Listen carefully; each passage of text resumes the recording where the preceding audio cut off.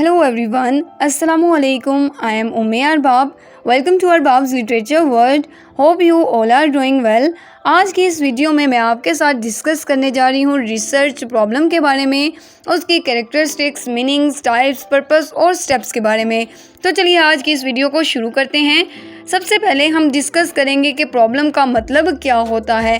Problem का मतलब कोई भी डिफ़िकल्टी, इशू या क्वेश्चन जो आपको परेशान कर देता है और आप उसका सोल्यूशन फाइंड आउट करने की कोशिश करते हैं। रिसर्च मीन्स पहले से सर्च की गई चीज़ को दोबारा से सर्च करना और उसका सोल्यूशन फाइंड आउट करने की कोशिश करना। रिसर्च प्रॉब्लम ऐसे प्रॉब्लम को कहते हैं जो हमसे सोल्यूशन डिमांड करता है। रिसर्च प्रॉब्लम बेसिकली रेफर करता है रिसर्चर को बहुत सी चीज़ें एक्सपीरियंस करनी पड़ती हैं, चाहे वो थ्योरेटिकल बैकग्राउंड के रिलेटेड हो या फिर प्रैक्टिकल सिचुएशन के रिलेटेड हो, जिसका वो सोल्यूशन ऑब्टेन करने की कोशिश करता है। So in simple words we can say that research problem means the difficulty which is expressed by the researcher in the context of theoretical and practical situation for which he obtain the solution। research problem एक statement होती है। research problem क्या है? research problem एक statement है किसी भी area of concern का, या फिर कोई भी condition है जिसको improve करना है, या कोई भी difficulty है जिसको eliminate करना है। तो हम कह सकते हैं कि ट्रैवलिंग कोई क्वेश्चन भी हो सकता है जो कि एग्जिस्ट करता है लिटरेचर में, किसी थ्योरी में या किसी प्रैक्टिकल बैकग्राउंड में, जिसको इन्वेस्टिगेट करने के लिए उस पर काम करना पड़ता है। Research problem is a statement of problem, is a statement of difficulty, is a statement of condition जिसका सोल्यूशन फाइंड आउट करता है रिसर्चर। सो रिसर्च प्रॉब्लम एक स्पेसिफिक क्वेश्चन, प्रॉब्लम या कॉन्ट्राडिक्शन जिसको एनालिसिस या इन्वेस्टिगेट करने की रिक्वायरमेंट होती है, तो स्पेसिफिक क्वेश्चन, प्रॉब्लम या कॉन्ट्राडिक्शन को हम रिसर्च प्रॉब्लम कहते हैं। रिसर्च प्रॉब्लम का ये भी मतलब है कि एग्जिस्टिंग नॉलेज में जो गैप है उस गैप को फुलफ़िल करना है। उस गैप को फुलफ़िल करने के लिए जो एग्जिस्टिंग थ्योरी मौजूद है उस पर रिसर्च करना ताकि उस गैप को फुलफ़िल किया जा सके, और इसीलिए हम उस पर रिसर्च करते हैं। रिसर्च बेसिकली तब ही की जाती है ना जब किसी एग्जिस्टिंग रिसर्च में कोई गैप अवेलेबल होता है। अगर रिसर्च करते हुए उस एग्जिस्टिंग नॉलेज में कोई गैप अवेलेबल ही नहीं है तो हमें रिसर्च करने की ज़रूरत ही नहीं होती। तो रिसर्च प्रॉब्लम क्या है? एक ऐसा स्पेसिफिक क्वेश्चन या प्रॉब्लम जिसको अभी तक एड्रेस नहीं किया गया, उसको एड्रेस करने के लिए हम रिसर्च करते हैं। So moving on toward the definition of research problem। research problem क्या है? research problem is a question that researcher wants to answer। एक question है जिसका researcher answer चाहता है, या एक problem है जिसको researcher solve करना चाहता है। research problem क्या है? research problem का मतलब कोई भी issue या कोई ऐसा problem जिसको researcher solve करने की कोशिश करता है, या जो researcher है उसको at least उस problem को examine या स्टडी करने की कोशिश करता है, उसे हम कहते हैं research problem. Research problem gives your research a clear purpose and justification. तो रिसर्च प्रॉब्लम को बेसिकली दो तरीक़ों से देखा जाता है। रिसर्चर को दो तरीक़ों से प्रॉब्लम को फेस करना पड़ता है।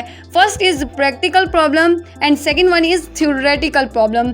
प्रैक्टिकल प्रॉब्लम का मतलब वो प्रॉब्लम जिसका किसी सोसाइटी को या किसी ऑर्गेनाइजेशन या किसी कम्युनिटी को सामना होता है। तो प्रैक्टिकल प्रॉब्लम क्या हो गई?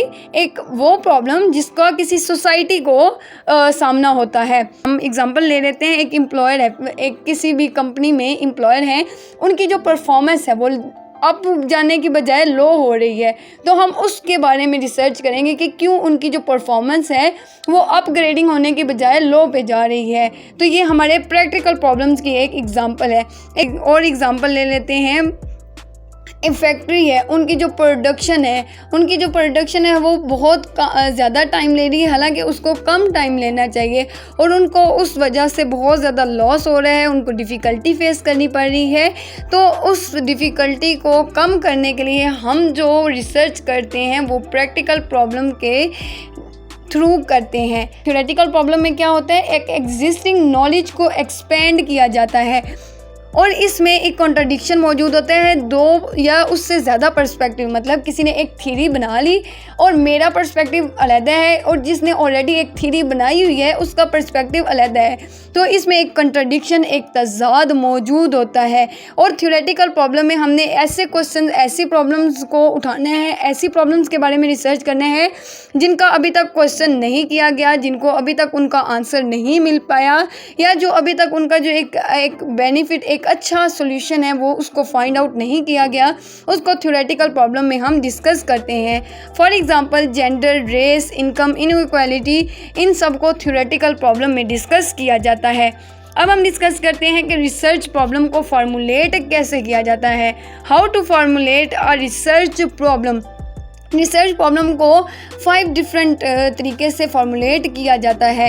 सबसे पहले हम लोगों ने फॉर्मुलेट करने से पहले हमने देखना है कि जो हमने नॉलेज, एक जो टॉपिक हम लोगों ने डिस्कस किया है, टॉपिक जो हमने चूज़ किया है वो नॉलेजेबल है या फिर नहीं, या वो क्या वो हमें बेनिफिशिएंट या हमें एक फ़ायदेमंद दे रहा है या नहीं दे रहा। तो हम सबसे पहले फॉर्मुलेट करने से पहले हम लोगों ने वो टॉपिक चूज़ करना है जो हमारे लिए फ़ायदेमंद साबित हो। नेक्स्ट हमने उसके ओरिजिन को देखना है कि उसका ओरिजिन क्या है, वो कहाँ से शुरू हुआ, उसकी ज़रूरत क्यों पेश आई, उसके ओरिजिन को डिस्कस। सेकंड जो इसका टॉपिक है ना, जो इसका पॉइंट ऑफ व्यू है वो है ओरिजिन। पहला कि हमें जो प्रैक्टिकल यूज़ है, हमारा जो बेनिफिशिएंट है उसका फ़ायदेमंद साबित हो। सेकंड क्या है कि उसके ओरिजिन का पता होना चाहिए। थर्ड जो है हमने एक सुपरवाइज़र, जो एक्सपर्ट सुपरवाइज़र है उससे डिस्कस करना चाहिए।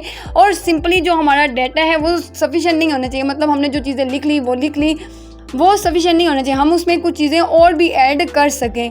जो नेक्स्ट एक रिसर्चर आए उसमें वो चीज़ें एक फ्लेक्सिबल, हमारे जो रिसर्च प्रॉब्लम है वो बेसिकली फ्लेक्सिबल होता है ताकि हम उसमें कुछ चीज़ें ऐड कर सकें। प्रॉब्लम जो है वो इसका रिज़ल्ट जो है वो येस और नो में नहीं होना चाहिए कि ये प्रॉब्लम ठीक है, ये जो है इसको इस तरह होना चाहिए। फॉर एग्जांपल इंग्लिश लैंग्वेज है, उसको एक्सपेंड होना चाहिए या नहीं होना चाहिए। हमने एक ऐसे कंक्लूजन पे नहीं रहना हो रहा है, हमने एक मिडल जो कंक्लूजन है ना, ये जो सिचुएशन है उसमें रहना चाहिए होता है।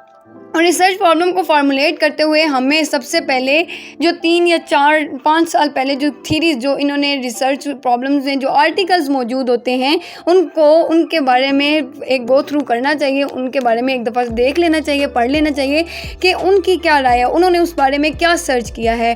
तो फार्मूलेशन में हमने पहले क्या चीज़ें देख ली, उसके प्रैक्टिकल यूज़ को देखना है, फिर उसके ओरिजिन्स को देखना है, फिर उसका सर्वे लेना है, मतलब कि बहुत से सुपरवाइज़र से डिस्कस करना है, फिर उसको कम्युनिकेशन के थ्रू डिस्कस करना है, फिर उसकी रीफ्रेजिंग करनी है। रीफ्रेजिंग मीन उसको दोबारा से चेकआउट करना है, उसको दोबारा से देखना है और उसको रीफ्रेज करना है।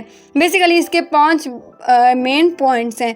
प्रॉब्लम इन रिसर्च, जो प्रॉब्लम है रिसर्च करते हुए वो हमें लैक ऑफ साइंटिफिक ट्रेनिंग, जो साइंटिफिक ट्रेनिंग नहीं जाती उसकी वजह से हमें प्रॉब्लम का एक फेस करनी पड़ती है।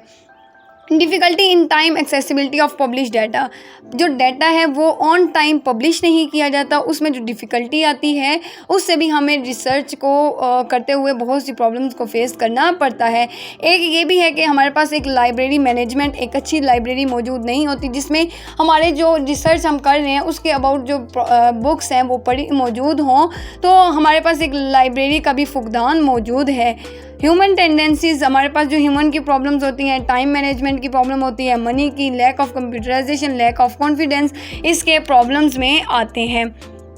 Next is characteristics of research problem.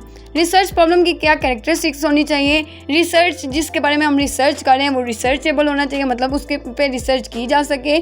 और सेकंड जो है वो थ्योरेटिकल और प्रैक्टिकल, उसमें सिग्निफिकेंस मौजूद होना चाहिए, उसे थ्योरेटिकली भी देखा जा सके और प्रैक्टिकली भी उसकी सिग्निफिकेंस को देखा जा सके।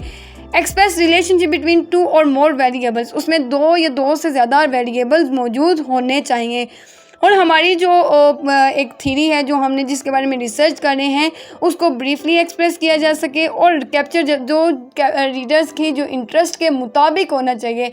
मतलब कि अगर हम लोग लिटरेचर के स्टूडेंट्स हैं तो एक जो रीडर्स हमारा है, जो पढ़ने वाला है, हमें एक ऐसे क्वेश्चन को उठाना चाहिए, ऐसी थ्योरी को डेवलप करना चाहिए, ऐसी थ्योरी के बारे में रिसर्च करनी चाहिए जो रीडर्स के इंटरेस्ट के मुताबिक हो। Be in area of interest, must have possible solution, उसका सोल्यूशन भी मौजूद होना चाहिए।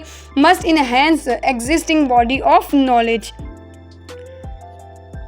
सो moving on toward the sources of identification of research problem. Sources कौन कौन से हो सकते हैं जिससे हम अपने रिसर्च प्रॉब्लम को आइडेंटिफाई कर सकते हैं। फर्स्ट इज़ हमारा पर्सनल एक्सपीरियंस हो सकता है, जो हम चीज़ें एक्सपीरियंस कर रहे होते हैं। Second one is practical experience. ये क्लिनिकल एक्सपीरियंस जो है ये हॉस्पिटल के थ्रू जो नर्सिज़ हैं वो उन चीज़ों को जब एक्सप्रेस कर रही होती हैं, उन चीज़ों की आइडेंटिफिकेशन कर रही होती हैं, उसमें ये देखा जाता है। Clinical appraisal of literature, previous research, existing theories. हमने एग्जिस्टिंग थीरीज़ हमारा एक सोर्स है, उसके थ्रू हम देख सकते हैं कि पहले रिसर्चर ने इनके बारे में क्या क्या चीज़ें रिसर्च की हैं और उनकी क्या राय है, उनकी क्या ओपिनियन है, उस चीज़ को हमने देखना है। सोशल इश्यूज़ को हम देखेंगे, ब्रेन स्टॉर्मिंग, कंज्यूमर फीडबैक, फोल्कलोर्स हमारे जो बिलीव्स होते हैं, मतलब अगर हम मेहनत करेंगे तो हमें तरक्की मिलेगी, तो हमारे ये फोल्कलोर्स भी हमारे सोर्सेज ऑफ आइडेंटिफिकेशन में आते हैं। Institution, exposure to field, consultation with experts. जो हमारे एक्सपर्ट्स होते हैं उनसे हम एक राय ले सकते हैं, उसको भी हमारे एक सोर्स के तौर पर हम देख सकते हैं। कंपोनेंट्स में हमारे रिसर्चर कंज्यूमर ऑब्जेक्टिव्स, जो ऑब्जेक्टिव्स उनके हैं वो उनके क्या गोल्स हैं उनको हम देखेंगे। Alternative means to meet the objective, doubts in the selection of alternatives, there must be more than environment. उनके इन्वायरमेंट से ज़्यादा चीज़ों को सर्च किया जाना चाहिए। फर्दरमोर अब मैं डिस्कस करने जा रही हूँ टाइप्स ऑफ रिसर्च प्रॉब्लम को, जिसमें evaluative problem, predictive, explanatory, exploratory और डिस्क्रिप्टिव प्रॉब्लम मौजूद होते हैं। So the first one is descriptive problem. Descriptive problem mean ऐसी प्रॉब्लम जिसको डिस्क्राइब किया जा सके। फॉर एग्जांपल अब हमने डिस्कस करना है प्रॉब्लम जो इन्वॉल्व करती है डॉक्यूमेंट्स। जब हमने कोई डॉक्यूमेंट्स बनाना है, फॉर एग्जांपल हम लोग लिटरेचर के स्टूडेंट्स हों तो लिटरेचर में हम देखते हैं कि उसमें हमने इवेंट, सिचुएशन मौजूद होती हैं, उन चीज़ों को डिस्क्राइब करना। जो इवेंट्स हमारे पास मौजूद होते हैं जैसे कि किंग लियर हो गया, उसके जो इवेंट्स हैं उनको डिस्क्राइब किया जाता है, उस फिनोमिना को, उस सिचुएशन को डिस्क्राइब करना हमारे रिसर्च प्रॉब्लम में आता है।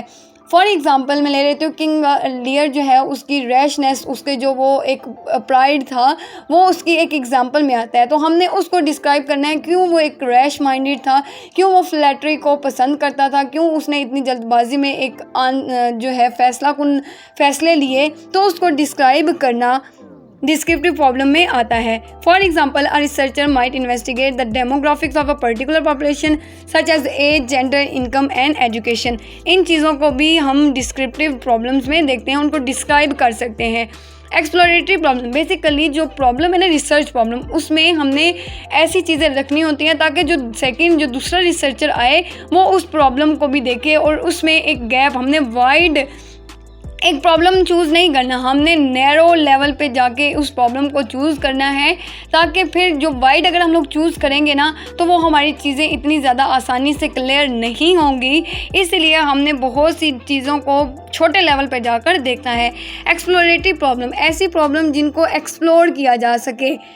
These problems are designed to explore a particular topic or issue in depth। हम जब स्टडी करते हैं चीज़ों को डेप्थ में, गहराई में जाकर जब उनकी स्टडी करते हैं तो हमारे पास बहुत सी ऐसी चीज़ें आती हैं जिनको फिर हम एक्सप्लोर करते हैं, बहुत सी नई चीज़ें, आइडियाज़ और हाइपोथेसिस क्रिएट होते हैं, तो इनको एक्सप्लोरेटरी प्रॉब्लम्स कहते हैं। For example a researcher might explore the factors that contribute the job satisfaction among employees in a particular industry.